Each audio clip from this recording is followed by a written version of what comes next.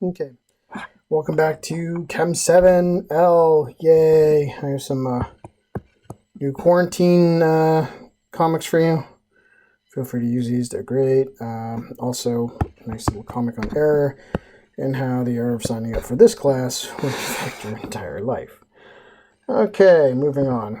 Week 1, hopefully Monday, Tuesday, you met your TA, you got Zoom working, you started playing with it, figuring things out. That's what Monday was for. This Wednesday, Thursday in lab. This Wednesday, Thursday in lab is really just a follow-up on error analysis. So if you have questions about today's lecture, feel free to pop in at the beginning of your lab section to talk to your TA and ask questions. That's what they're there for.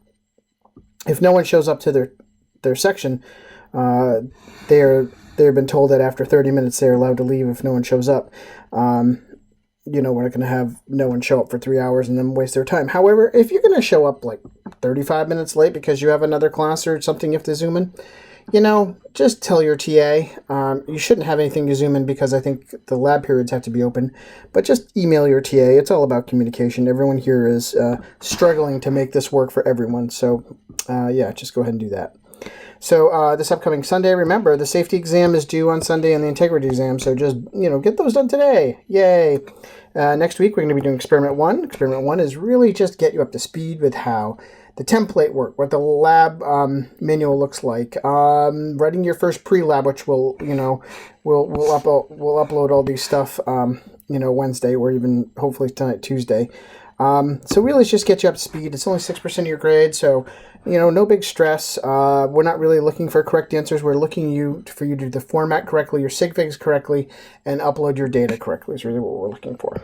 Okay, so recap of the last lecture, the so fun syllabus. We talked some sig figs. We talked about addition, subtraction, multiplication, and division, and how you handle sig figs in that. Today, yay, more error analysis. So let's hop right into it. What is a number in science? Okay. That number is just more than a number. It's telling you something a little bit more than the number itself. A reported value has all the certain digits and the first uncertain digit, right? So that first uncertain digit always has the lowest power, right? And so that digit is uncertain. It could be a 6, it could be a 4, right? That's what this number tells you. That last one is wiggle room. It's like when you stand on a scale and it says you weigh 143, that 3 could be a 4, that 3 could be a 2, right? That's wiggle room. So when an instrument reports out to that, that's what it's saying. It's saying that last decimal place could go up or down just a little, right? But if this goes up and down just a little, right, that would have to do a lot to affect the 4. So that 4 is certain. That's right. So, for example, let's read this burette. We're going to have more of this when we especially get to experiment 1 and 2. Or this could be a grad cylinder. So let's talk about what this reading is, okay? So here's the line for 21. Here's the line for 22. Is it greater than 21? And you read right from the very bottom of the meniscus, right? That's where you want to read from. Yes, it is further away from 21, closer to 22. So 21 is absolutely certain. We know we have at least 21, right? And these ticks here are, so this is 0.5, that's a 0.4 tick, that's a 0.3, that's a 0.2. And if you look right there, there's a 0.1 tick. Now, let's see if I'll highlight it perfectly. Right there. That's the 0.1 tick. So the bottom of that meniscus is larger than 0.1, but less than 0.2. So we know it's larger than 0.1, but it hasn't gotten to 0.2 yet. So that is certain. Anywhere there's a line on something, if there's a line for that decimal place, that number is certain, even if it goes by 2. Some of our grad cylinders go by 2, right? Which means, okay, it's certain. Now, the next number I have to guess at, I'm going to say 4, right? It's about 40% of the way from 1 to 2. You could say 5, right? You might even want to say 3. It's up to you, right? But that shows you there that that's the wiggle room. So the first number, you have to kind of hypothesize where the heck it is. There's no line for it. If there's no line for it, it is uncertain. So here I have all my certain digits and my first uncertain digit. Okay, so that is, when you see a number, you should be thinking that last number is uncertain. Okay, here's another example of it, right? This comes right from the Skoog figure 5, which is one of the books I've uploaded for you to look at if you like. You don't have to. Some people learn from a book better than lecture. Anything that doesn't pertain to this class, I've drawn a big red line through, so you won't waste your time looking at stuff you don't need to. In fact, here's the book. I put 2 of the chapters in there so you didn't have to buy it. This book is required for PChem Lab. It is a great book, okay? I think they sell it at the bookstore for like, $18. But it's a phenomenal book. It's written from the student point of view, and it's really, really easy to understand, and they really explain things well. Oh, excuse me, I have to cough. Download PDF. PDF. Sorry, I'm just have a cold. So yeah, like I said, it's a great book. Download, fine. Google. So you could probably think about maybe buying that book too if you wanted a good reference. Now, errors and mistakes in science can be treated quantitatively. Now, a mistake is not an error in science. If you spill something, right, we call that a gross error or a blunder, and that means there's something wrong. And when you spill something and you know it's wrong, you don't include that with your data, right? Maybe it turns pink too quick, and that'll make more sense to you when you get to experiment 3. You don't include it with your data. It's garbage. You either redo it or you just don't use it, right? In our lab, in a teaching lab, you just wouldn't use it because we don't have time to redo it, right? You only have 3 hours in there. But in this case, we're really not really worried too much about the gross blunders and errors. We understand that. We're really interested in systematic and random errors, or determinate and indeterminate errors, right? And they have some different origins, and we treat them differently, right? Systematic errors always go in one direction, and in theory, you can identify them.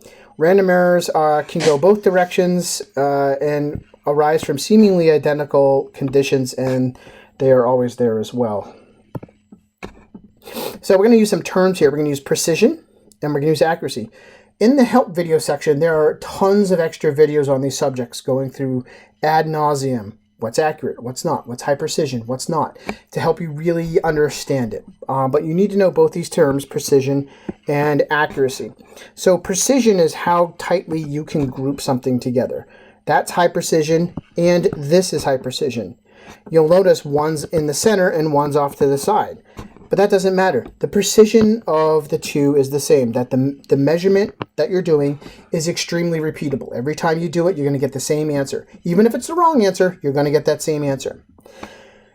Now, accuracy is how close you are to the center, right? These two both have high accuracy. You probably want to say to me, what the hell are you talking about? How does that one have high accuracy? What you need to do is take the average of all the points. If you averaged all the points, you'd have a point right in the middle. Just like as if you averaged all these points together, you'd have a point right in the middle, right? You're pointing to you're clustering are all centered around the same area. So those are both high accuracy. Of course, one is high precision and one is low precision, but the accuracy is the same. So the accuracy is how close you're hitting the target or the number that you're supposed to have. Like maybe you have a 10 mil volumetric grad cylinder, and if you fill it up to, is it always 10 mils? How reproducible is that 10 mils, right? So how accurate it is, right, is the accuracy, and how often you can really fill it to that level all the time is precision. Okay, so accuracy is reflected in your systematic errors, and precision is reflected in your random errors, and we're going to get more and more into this. When we report an answer, we always report the best estimate plus the uncertainty in the measurement. For us, we're going to really use the average and sample standard deviation for that, right? So we'll report the average and the sample standard deviation. More to come. Okay, so this is a mistake. So for example, this solution, I used the wrong NaOH. This is actually my undergrad notebook. So 2 pink, so this wasn't even used in this stuff. So that's an error. We're not going to talk much about that. We know how to identify those. So systematic errors, right? There are 3 different types of some. One's an instrumental error, faulty calibration, right? If your scale reads 15 pounds light all the time, you're going to weigh lighter all the time, right? Method error. You're doing something inherently incorrect. You keep doing it wrong, okay? Could be maybe a wrong temperature or how you read a burette or things like that. And the personal errors, this will be a flawed judgment, such as how you read a burette. So for an example, let's say you go to a fabric store and you buy a cloth tape measure. That tape measure is made out of cotton. And it kind of smells weird. It smells, like mothballs, like my Nana that worked in, in the fabric store. So you throw it in the washing machine, you throw it in the dryer. What happens to the cotton? it shrinks. So now your measuring tape, which used to be 3 feet long, is something like this. So now everyone you measure is going to be taller, right? So that's a systematic error, right? Everyone you measure will be taller. If you measure me, I'm going to be 8 feet tall. Now think about this. Does it matter how many times you measure me? No, you're not going to find that error with repeat measurements because I'll always be 8 feet tall, right? Your repeat measurements will not help this. And everyone will be taller. No one you measure the height will be shorter. Okay, so it's one direction. So how do you detect them, right? Well, right, it's always in one direction. So like I said, repeating the measurement does nothing. So get a standard. Buy another tape measure. Use that, okay? Compare the results between two different techniques. You can use a tape measure, or maybe you have little archways that are set at different heights. You can see who can walk through what. If I can walk through an archway that's, 5'8", well, without hitting it, I'm 5'8". I'm no longer 8 feet tall, right? And so you always want to question everything you do. Am I doing this correctly? What have I done wrong? Is something odd here, right? And so systematic errors, once again, you can sometimes detect what they are. This tape measure is too short. I can compare it to a known. They're always one direction. They speak to accuracy, right? If you wanted to get an accurate height on me, and I'm 5'8", this will not give you an accurate height. It'll give you 8 feet, right? So yeah, so be alert, compare to a standard, or use a different technique. Random errors arise from an unknown, unpredictable changes in the experiment. Random errors shift both ways. Random errors often have a Gaussian distribution, and you use statistical methods to analyze this error.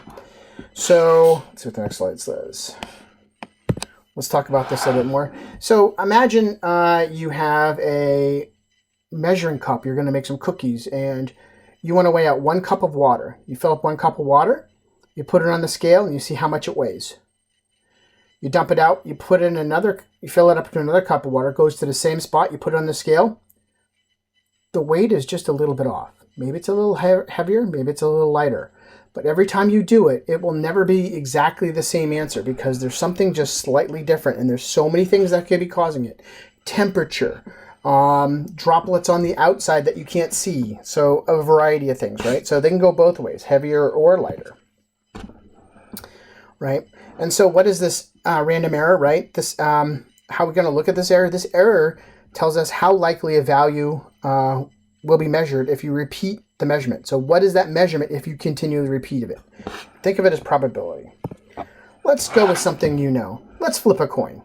Okay, we flip it. It's heads, heads, tails, heads, tails, heads, heads, tails, heads. Okay, now this is a coin. It's a true coin. There's nothing wrong with it. Probability states it's 50% every time. So my question to you is, what will the 11th trial be? Is it heads or tails? Right? You should be telling me, you're probably saying, oh, it's 50% chance. Yeah, but that's not what I'm asking. I'm asking, is it heads or is it tails? And of course the answer is you have no idea, right? Because it is an independent measurement. Whether a coin is heads or tails does not depend on what was flipped before, right? So it's independent. That's key for this type of analysis. Okay. But you're right? What's the probability the trial would be heads? 50%. Awesome. So we can predict what it will be, but we can't predict exactly what it is, right? We get a probability. So for 23.5 milliliters, what's the probability of the next measurement? It's no longer binary. It's no longer heads or tails. We have numbers. So how do we apply this predictive information to numbers? Okay, that's really the goal here for our random error. How do we predict the random error, aka precision, of our next measurement? Okay, so random errors are revealed by repeating the measurement. Unlike systematic errors, you want to repeat the measurement because random errors are revealed and refined by doing that, right? Normally, they go via a Gaussian distribution. So let's say I take a 10 ml pipette, right? And I pull up 10 mils of water, and I pour it into a beaker, and I weigh those 10 mils of water on a scale, and I do that 50 times. And these are the masses, we weigh it and we get some volumes. These are the volumes of 50 trials from that 10 ml pipette, okay? what I do is I bin them. I say, how many times does a number show up between these? How many times does a number show up between those two numbers? How many times does it show up between those two numbers? And I count how many there are. Okay.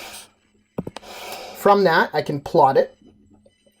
So this is how many times it wound up this. This is how many times it was this.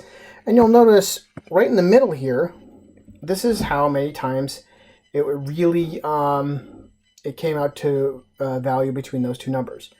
And you can see it's starting to approximate this Gaussian curve. Now, as n, the number of measurements we take, right, the sample size, n, the number of measurements, trials, as that approaches infinity, we'll get this curve, right? We will get this curve, but we have to get very, very large numbers in order to do that. So in order to illustrate that, let me show you. So this is the Plinko game. When a ball hits one of these pegs, it has a 50% chance of going left or right. So the number 13 is directly under it. So the average, so this mu is the average, and we'll talk about what mu means later. And then we have something called the standard deviation we're going to talk about. So I'm just going to release 3 balls. Let's take 3 measurements, because quite often that's what we're doing in lab. Okay. Let's see where they go. Okay, so my average is 11. Okay, my average is 11. It should be 13. So with 3 measurements, you really can't approximate that Gaussian very well. So let's do 10. 3, let's see, 4, 5, 6, 7, 8, 9, 10.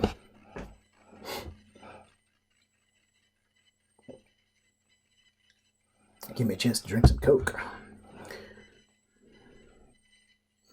Hasn't improved it so much. Okay. Let's increase that a lot.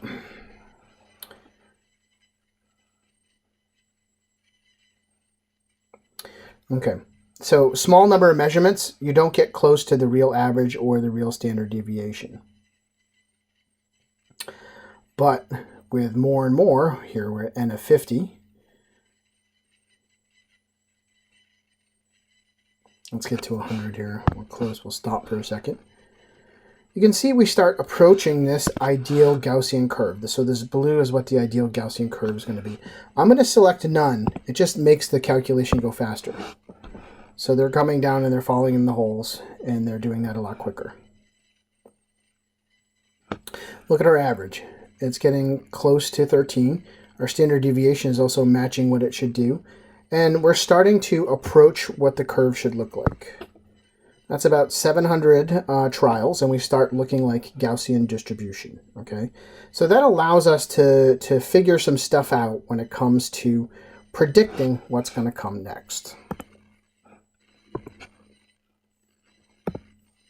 So this is our Gaussian distribution. This is the equation for Gaussian. You don't need to know this. We're not going to deal with it very much. Actually, we're not going to deal with this equation at all, so you don't need to know it. But just so you know that this is the equation of the Gaussian. This is the standard deviation in the Gaussian equation. Oh, pardon me. Here's the standard deviation again. Here's your x value, and mu is the average. Okay, but we are going to use these 2 equations here. Okay, so mu is the average, right? So it's just you add up all you have and divide by the number you have. It's just an average, right? Standard deviation for and this is for a population, we're going to get into the difference here, is you're going to take the number minus the average, square it, sum it together, and then divide by the number of trials, and then take the square root. We'll actually do one of those together. So this is a Gaussian distribution. Here are some numbers on the left. There are 20 numbers on the left. The mu for these numbers is 5, right? And I calculated the standard deviation for these numbers. The standard deviation for these is 1. So what does that mean?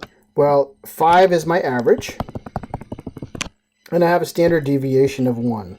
So 4 and 7. 5 plus or minus 1. Okay, that means my next independent measurement has a 68% chance of falling between 4 and 6. This is just like saying, oh, I have a 50% chance of getting heads, Now I can say I have a 68% chance of my next measurement being between 4 and 6. 2 sigma. So here are some more numbers on the left. Once again, our average is 5. And we're interested in 2 sigma. So this is 1 sigma, right, because sigma is 1. Here's 2 sigmas. So 7 and 3. Okay, 2 sigmas away. That means my next measurement, right, has a 95% chance of being between those 2 values.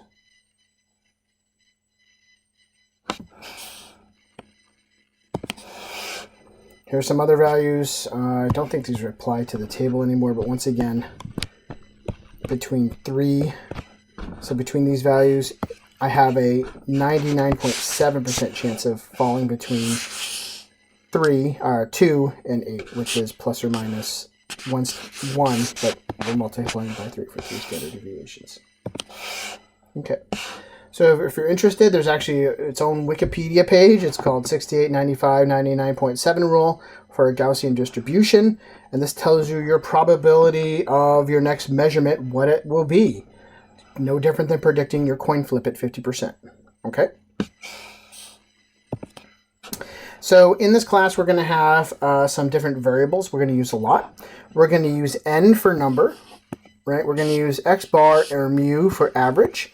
And we're going to use S or sigma for standard deviation. Now, there are 2 different types of n, 2 different types of number, average, and standard deviation. One is a sample, one is a population.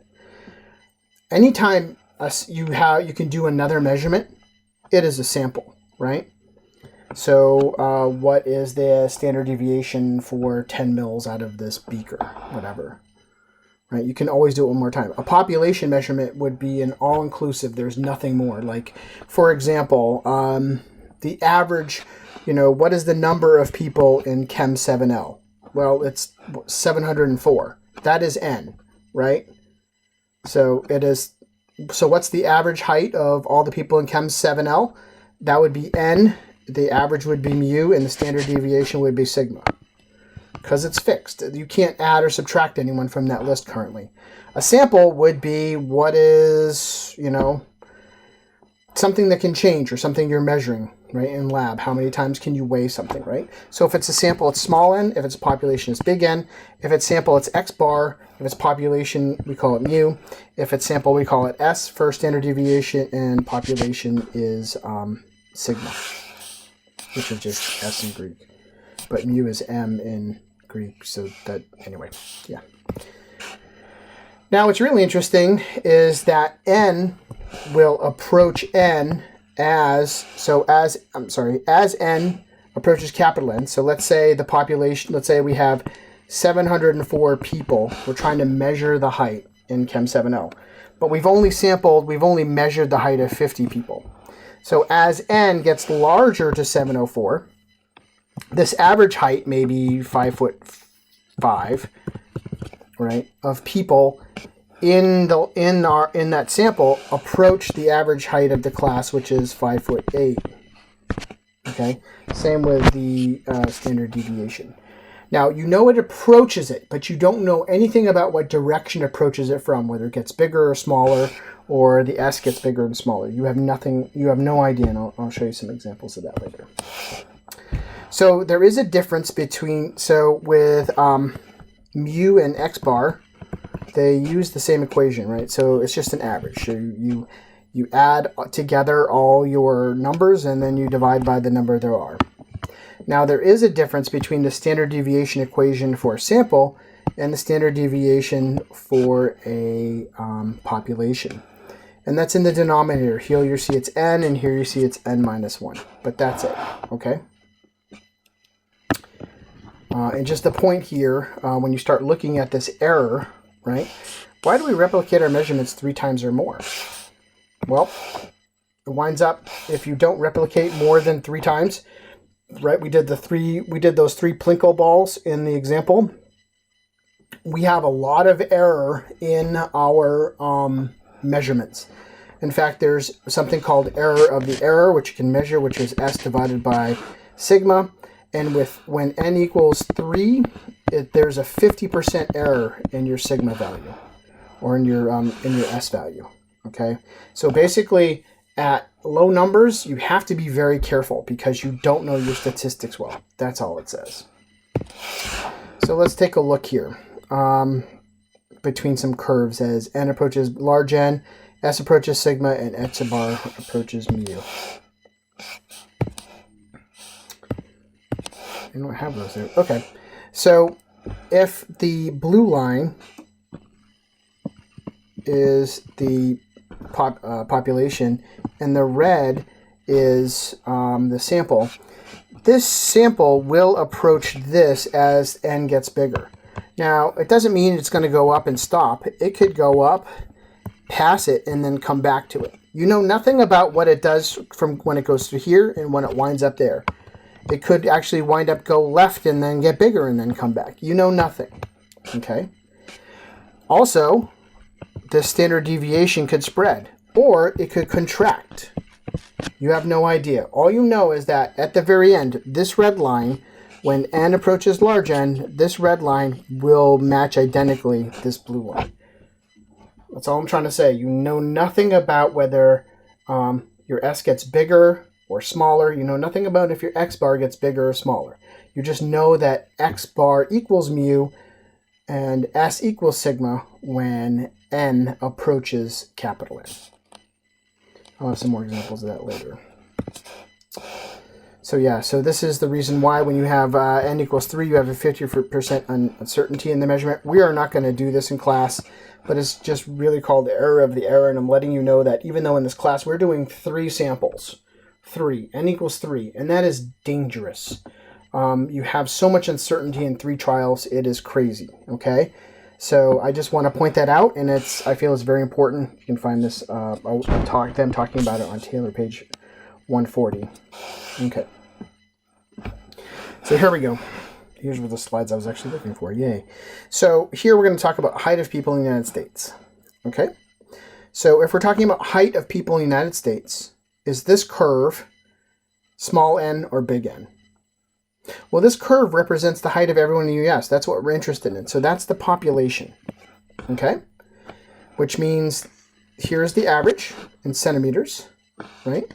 So it is a population, so this value is mu, and the standard deviation is 9, which means this value is the sigma, not S, okay, because it's a population. Okay, let's look at some other people. So the population is height of people in the United States, and I'm going to start doing my measurement. I'm going to start by measuring some people in the NBA, okay? So let's just talk about height of the people in the NBA. Is this value for the NBA people in red, is this N or capital N? Well, right, it's a subset of the capital N, so it's a sample of the population, which means we have an average value, and we have an S for standard deviation, right? Now you'll notice here that our X bar, our average, is larger. Well, that makes sense, right? The height, of course, is going to be taller. They're all basketball players. Also, basketball players, for the most part, they're all tall, which means our standard deviation is going to be very narrow. All of them are going to be tall.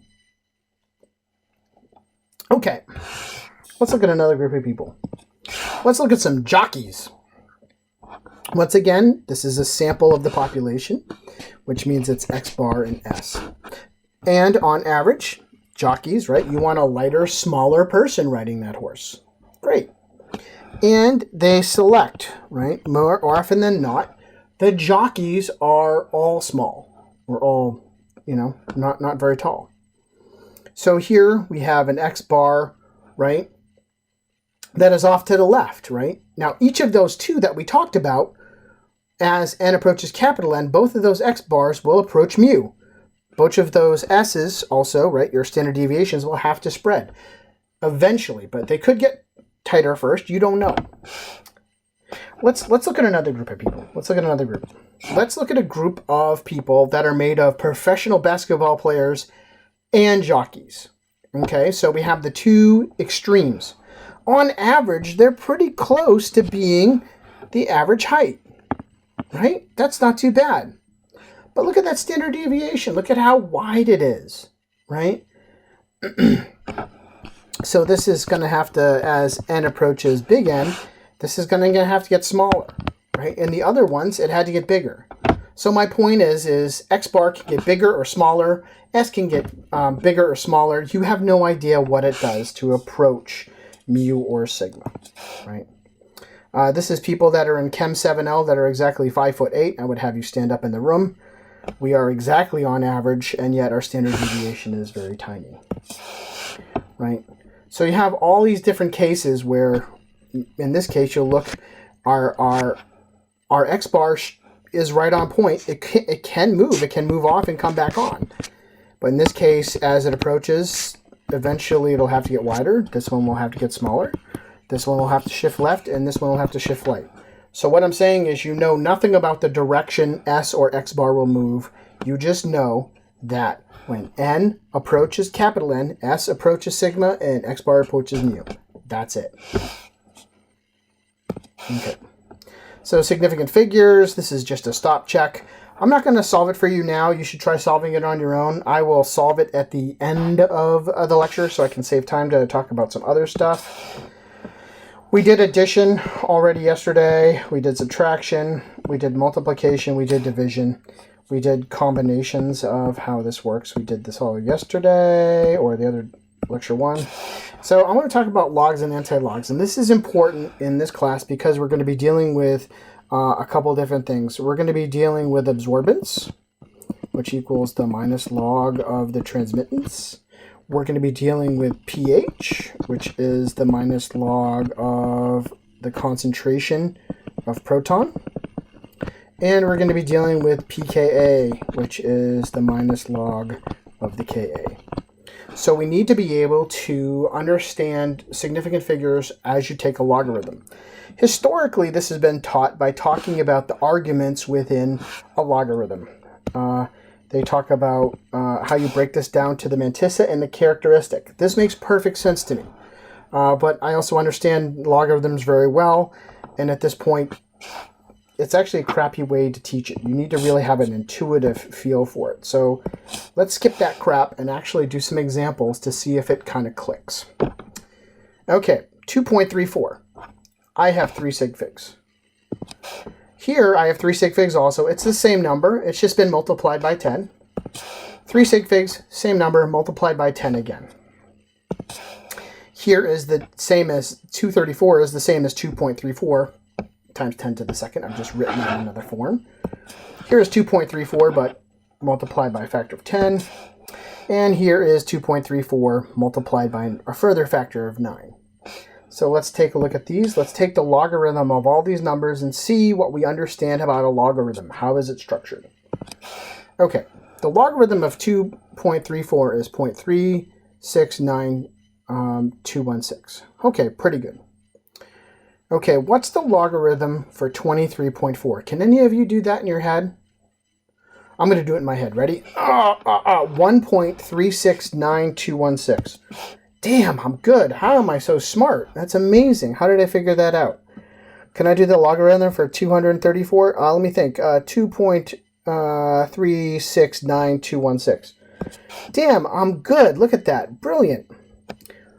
Hopefully, by now, you're noticing something going on at this decimal place, that everything to the right of the decimal place is the same.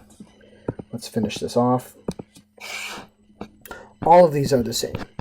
So the 0.369216 represents the numbers 2, 3, 4. Okay? And everything to the left really is a function of the power. Right? So let's think about this. If this has 3 sig figs, right? This has 3 sig figs. How come we don't call that a sig fig? Oh, well, that's just the power. That just tells me where to put the decimal place. 3 sig figs. How come we don't count those as sig figs? Oh, yeah, once again, it just tells you where to put the decimal place. Excellent. So this 12 tells me where to put the decimal place. This 3 tells me where to put the decimal place. This 2 tells me to put the decimal place. Those are the same. So everything to the left of the decimal place in a logarithm, we don't count as part of the significant figure. We only count to the right of the decimal place. So if we have 3 sig figs in all of these numbers, our answers need to have 3 sig figs. And that's exactly what we see. Each one of these has 1, 2, 3 sig figs, and then the power to where we need to move that number. That's it, right? And of course, if you go back, you get the mantissa and the characteristic, and that's all it's trying to tell you. So now the question is, do we count, let's say, zeros here as significant? Or even better yet, if there was a 0 here, would they say significant? Right? Logarithms and antilogs, logarithms particularly, have a different set of rules than regular numbers. So let's use just the number 1, or better yet, a couple versions of the number 1. Right? I have 1 sig fig, I have 2 sig figs, 3 sig figs, 4 sig figs, 5 sig figs. Now, if you take any of these numbers and you type them into your calculator and you take the logarithm of 1, the calculator is going to spit out that 0. Okay, so then how do I convey in my new number that I have 1, 2, 3, 4, or 5 sig figs? And that's easy. The 0, which is to the left of the decimal place, is the power. So what we need to do is keep the number of sig figs to the right the same. So to get 1 sig fig, we would report that as 0.0. 2 sig figs is 0.00, and so on. Those agree with the numbers on the left. So this is the logarithm of 1 with the correct number of sig figs. Okay. So let's take a quiz here for a second. I want you to take the logarithm of 1.12 and then report what the correct answer should be. Okay, 4, 3, 2, 1. Okay, we have 3 sig figs, which means we need 1, 2, 3 sig figs to the right. Our answer is A. If you didn't get A, make sure you start practicing or watch those slides again. Okay, or better yet, go talk to your TA during time. This is what they're there for. They're going to work with you this. Or help room. Okay. Here are some more sig fig problems. I'm not going to do them now. I will do them at the end of the chapter, but they're coming. Oh, well, it's animated. Never mind. I guess I'm going to just do them now. You can go back and do them yourself in the, what do you call it? Poop. You can do them yourself in the slides. Now, remember this one. This is the anti-log. We didn't really talk about it. So let's talk about it now. I have 10, right? So when I have a logarithm, so if I want to take the logarithm of x, right? Maybe I'll get a number, we get y. To get x back, right, we take 10, raise it to the y, and we get x, right? So that's how we take it. So if we have a 10 to a logarithm, right, we should say, oh, look, we have 1, 2, 3 sig figs, so my answer should have 3 sig figs.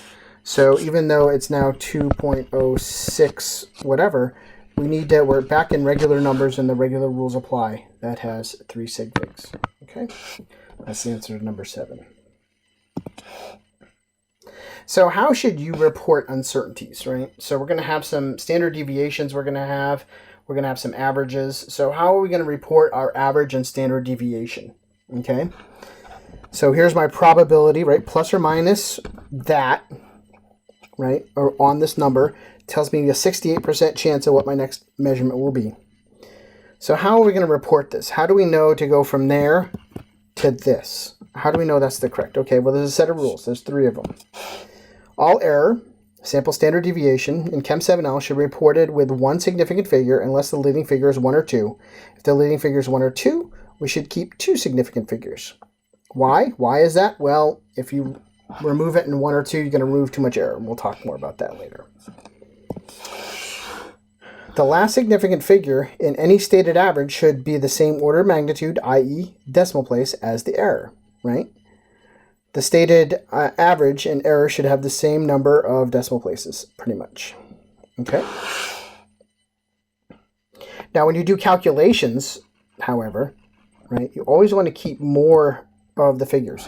Basically, these rules only apply when you are reporting an answer to someone. whenever you are doing calculations on the fly, you never apply these rules to the very end. Otherwise, you induce error with every step by doing this. Okay. And then lastly, the reported average and corresponding error should not be more precise than the instruments, right? The reported result can only be as precise as the instrument itself.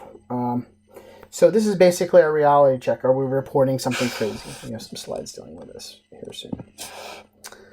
So following rules 1 and 2, right? Rule 1 is error, right, is 1 significant figure unless it begins with a 1 or 2, and in which case we keep 2.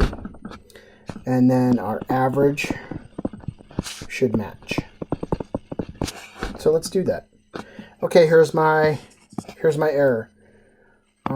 It begins with a 3. Is that a 1 or a 2? No, that means I keep just the 3. So it's plus or minus 3.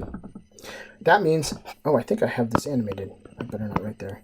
So that means I have to match it with this number, right? So if I have a 3 is what I'm keeping, then I can only have to the ones place. Boop. So my reported answer would be 123 plus or minus 3. Okay, let's do it again. My error starts with a 3. Okay. Last time it stayed 3. This time the number before it did not round it up. Now it's 5, so it will round it up. So this will go to a 4, right? And then we'll have to match that to the ones place again. Okay, not too hard. This time it begins with a 2, which means we need to keep 2 numbers. This 7 will cause it to round up. And then we're going to have to match to that same decimal place there. There we go. How about this one? It begins with a 1 or 2, which means we keep 2. The 7 causes it to round, and once again we have to keep to the appropriate decimal place in our answer. Ta-da! What about this one? This one is a fun one. It's 2.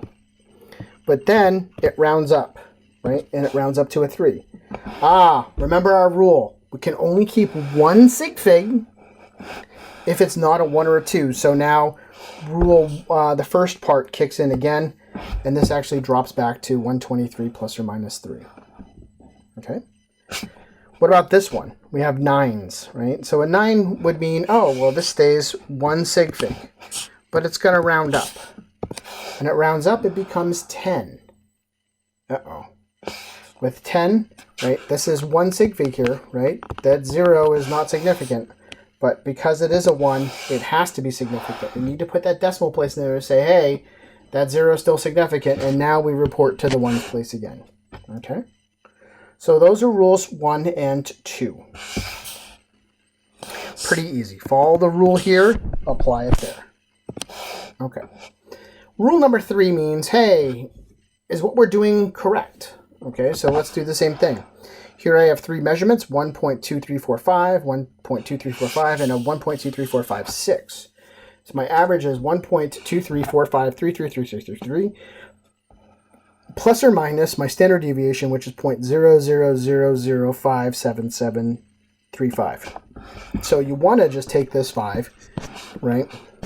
Because of this, round it to a 6, and then report this as 1.23453 plus or minus 0.12346. And that would be wrong. Let's figure out why. What is the error from the instrument? Well, let's look at our masses, right? This digit is our uncertain digit. It can go up or down by 1 in the 4th decimal place, right?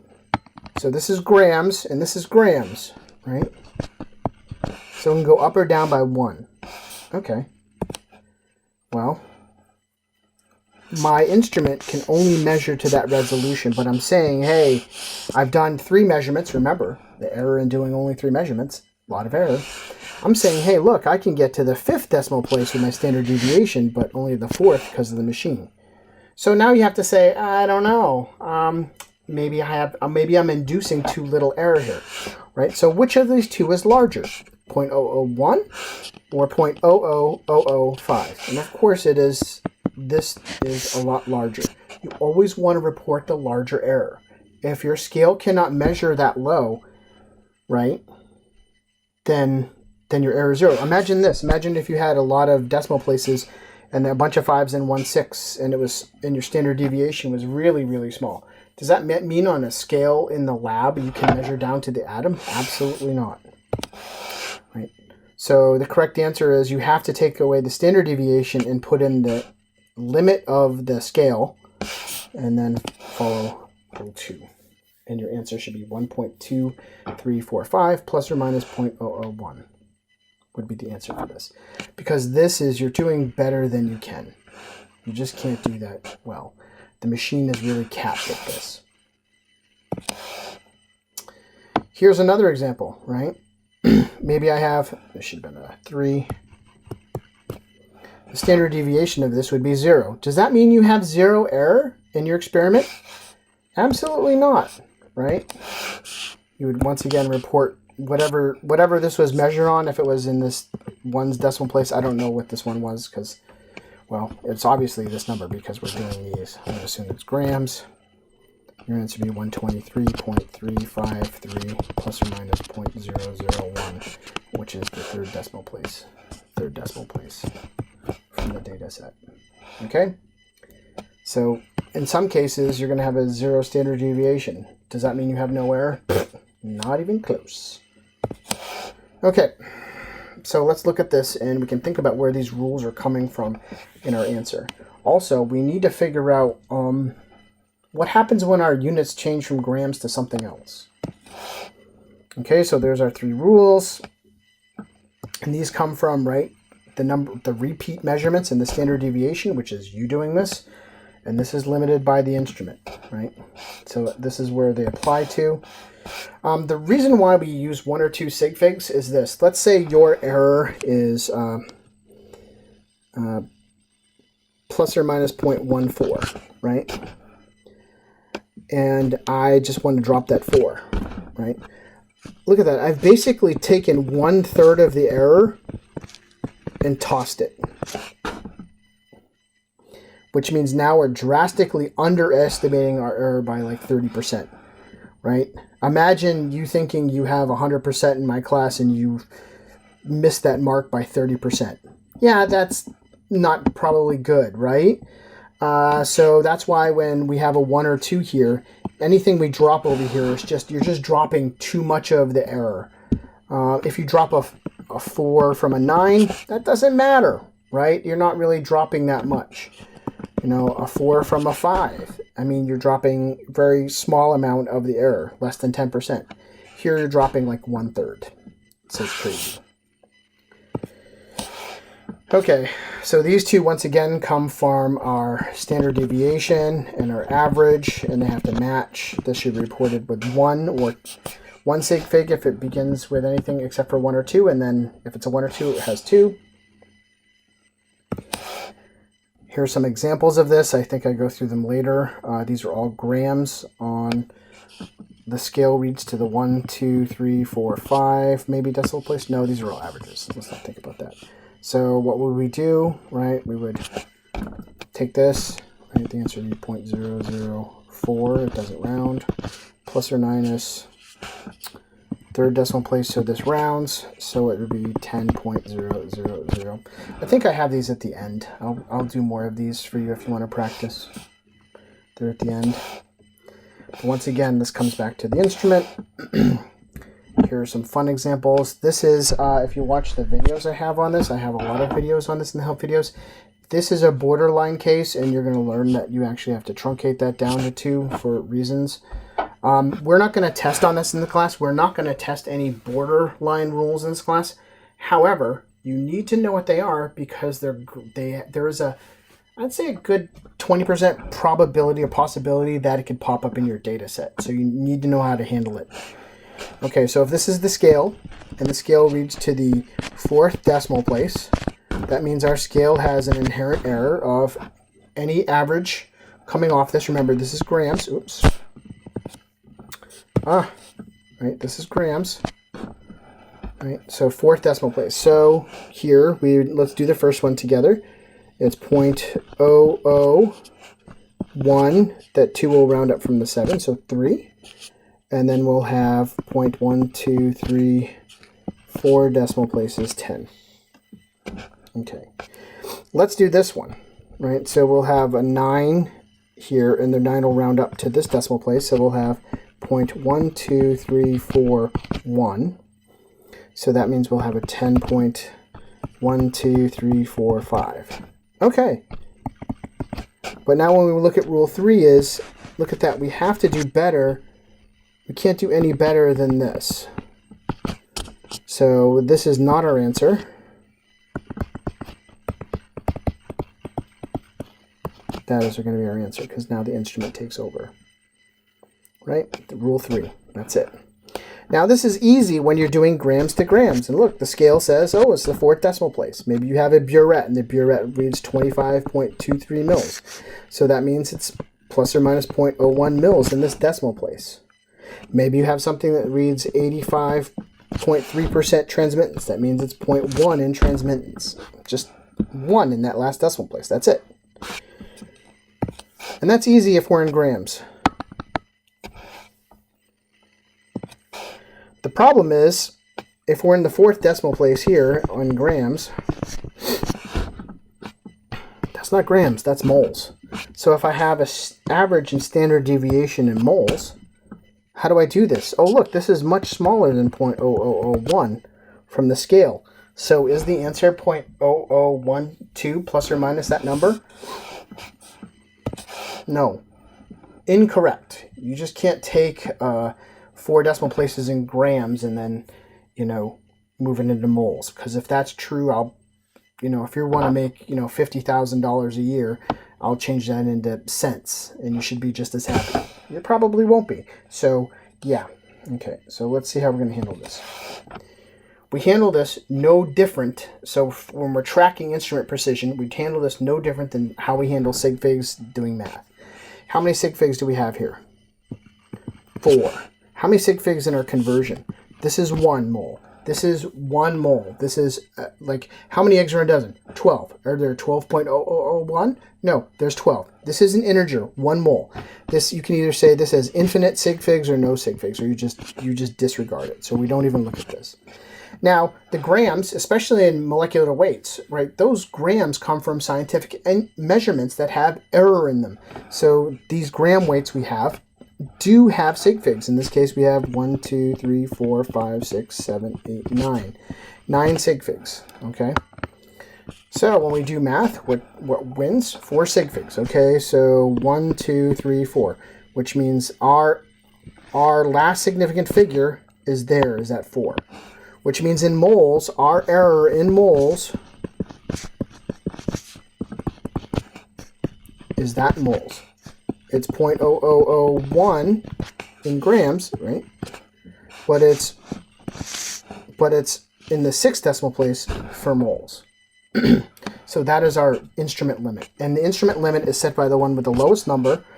And so the instrument limit is still set by the scale, but in the units of moles, it's in the 6th decimal place. So once again, here's grams.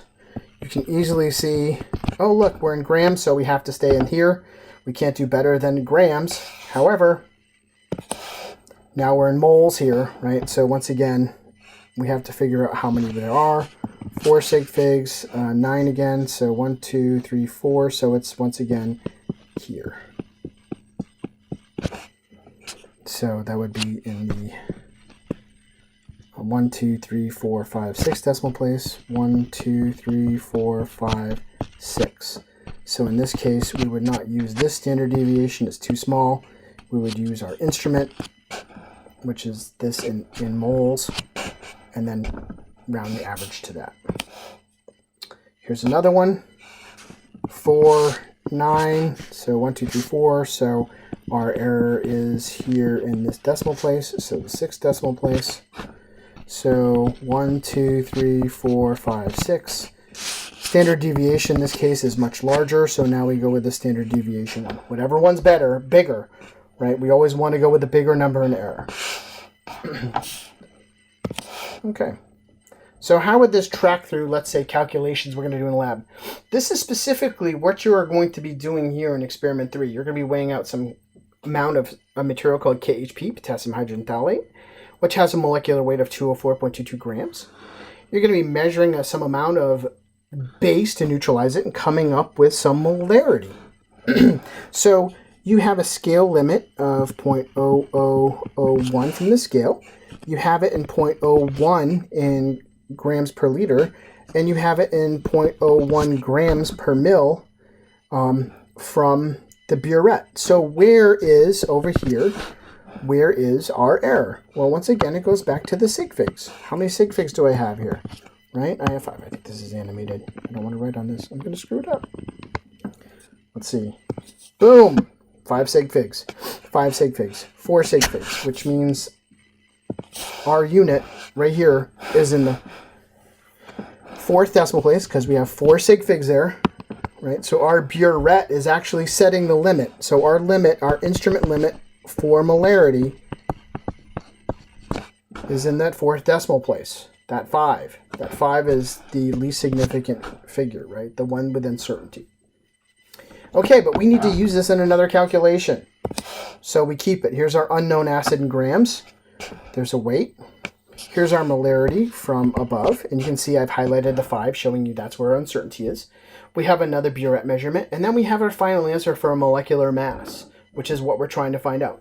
And so we're going to have some standard deviation associated with this, some number. But we also have to compare this number to what the instrument level is, right? So now we have to calculate that through.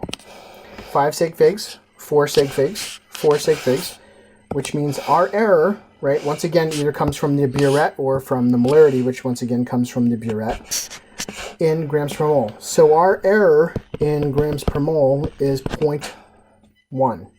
Okay, so let's compare those averages to some standard deviations. So if I were to calculate with this math, this molecular weight with this error, I think you can clearly see that the instrument error of 0.1 is a lot larger than our standard deviation, right? So rule 1, rule 2, rule 3, we'll say, right, we have 0.1, and then we have 135.9. What about this one? Once again, 0.1 is larger. So once again, if we had that standard deviation, 0.1 would still win 135.9. What about here? What's bigger, 0.1 or 0.8? Oh, definitely 0.8, right? 0.8 would be better, 135.9, and here, right, that straight 8 beats everything, 136. Okay, so here, right, in these cases, the standard deviation wins, and in these cases, our instrument error wins. But we had to track it all the way through to figure out where our instrument error winds up in our final answer, right? We went through several different, we went from grams, milliliters to molarity, back to grams with molarity to mils in order to get a whole new unit, grams per mole. Okay. Now, this, so these numbers are important when we're talking about our conversions, right? So here we have 4 sig figs and we have 9, which put us way over here for our error, because, right, 4 sig figs, 1, 2, 3, 4. Here we have 4 sig figs, and here we have 4 sig figs. So once again, there's really no change, because here we have 1, 2, 3, 4 sig figs. But look at this, 4 sig figs, 3 sig figs. So that means our error is now dominated. Let's line it up better. Our error is now dominated actually by our conversion factor, 1, 2, 3. Right? So we have our error is larger here than it is in these two. Okay. So remember, these are our 3 rules. When you come up to ask me a question, I'm going to go through these 3 rules, 1, 2, 3, and then we'll talk about tracking that error for step 3. Always apply these rules. You can say them out loud. I'm going to do more examples in lecture. However, I will be saying these out loud ad nauseum. You're going to get sick of them. Hopefully, you'll memorize them soon. What about accuracy? Right, we've talked a little bit about accuracy and precision, but how do we actually compare accuracy between things? And to do that, we use something called percent error. Percent error is your experimental value, the absolute value of your experimental value, minus the theoretical value, divided by the theoretical value, multiplied by 100. Here's a math interpretation of it. It's really easy to do. So let's take a look at an example. If we have a graduated cylinder, both of these are supposed to dispense 10 milliliters, right? And by saying 10 milliliters like that, 10.00, that means there should be what? The error is in the second decimal place down, right? So they're both supposed to be pretty good. In this case, right, the graduated cylinder has either this mass or volume. It's supposed to be 10 divided by 10, and so our error is 2.6%. Here is the average volume, right, divided by 10, minus 10 divided by 10, absolute value, and here you can see that we have 1.1%. So what this says is 1.1% error. This it has, right, there is more accuracy here. On average, right, it is closer to the target, right? And you can see that, right? The average of 9.891 is closer to 10 than 9.740. Now that seems pretty obvious when you're dealing with two things that are of the same volume, if you want to compare accuracy of two things together. But what if you want to compare two things that have different accuracy targets? One is 10 mil, one is 25 mil. How would you compare the two? In this case, they're both the same, right? But you really just can't directly compare those two numbers. Not even taking the difference will give you that number, right? You have to divide it by the total amount. So this allows you to compare glassware together, or two different types of glassware together, or even glassware within the same family together. It allows you to compare accuracy between two different experiments, accuracy between any two different things, right? So percent error speaks to accuracy. How about my precision? How do I measure my precision? I measure my precision when I'm in percent RSD, relative standard deviation.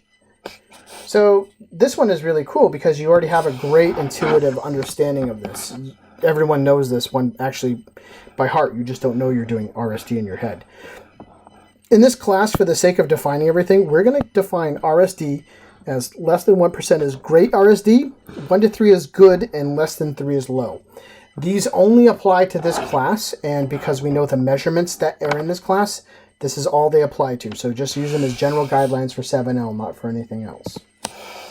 Okay, let's say we have 3 accountants, right? Account number 1 measures an account, right? And he says, oh, this account has $60 plus or minus $5. Accountant 2 measures a different account and says this account has $260 plus or minus $5. And this last guy or girl or whatever says this last account has $1,160 in it plus or minus $5. Which one of these accountants is better? Well, hopefully you're going to say the last one, right? Because they're able to count a lot more money and have, relatively the same error as, this guy can count $60 with a $5 error. Come on. You don't want him touching your money. And that's exactly what we did. We took the error, divided by the average, multiplied by 100, error, divided by the average, multiplied by 100, and we're able to get the error. And you can see this last person has an error of only 0.43%. Lower error, higher precision. This is exactly what we know, right? This is intuitive, and you do it all the time, but you just don't even know you're doing it. Okay, so for the sake of this class, we're going to percent error and percent RSD will always report 2 sig figs no matter what.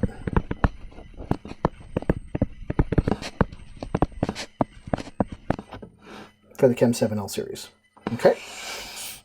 So precision, right? Percent RSD allows us to compare precision of different systems, different experiments, and the like. And once again, great, good, low for what we're talking about. Less than 1% is great, 1 to 3 is good, greater than 3 is low. We've reached the end of our lecture, so let's just go through the number of sig figs. I think this one was animated. No, this one was animated. Let's go back to this one, right? 1 sig fig, 1 sig fig, 3 sig figs, 4 sig figs, 5 sig figs, 7 sig figs, 7 sig figs, 3 sig figs, 3 sig figs, 3 sig figs, 4 sig figs, 1, 2, 3, 4, 5, 6, 7, 8, and 8 sig figs. right? We identified these just as before.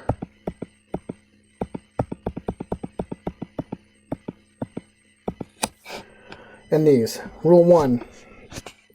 Does it begin with a 1 or 2? No. So 0.004, no rounding, plus or minus. Match my number. 3 decimal places, rounding everything up to 10. This one. Does it begin with a 1 or 2? Yes. Will it round? Yes. So 0.0025, plus or minus. 4 decimal places, 1, 2, 3, 4. Boom. Does this begin with a 1 or 2? Yes. So it remains 2. Does this round? Yes. Does that round again? Yes. So does that bring it to a 3? Yes. So I'm only going to keep 1 decimal place. 003, plus or minus. 3 decimal places, rounding to 10. This one. Does it begin with a 1 or 2? No. I'm going to keep 1. Does it round? Yes. Does now that one begin with a 1? Absolutely. So I have to keep 2. So 0.010, plus or minus. So 3 decimal places again. Done. This one. Begin with a 1 or 2? No. Does it round? Yes. So 0.005, plus or minus. 3 decimal places again. 2, 3.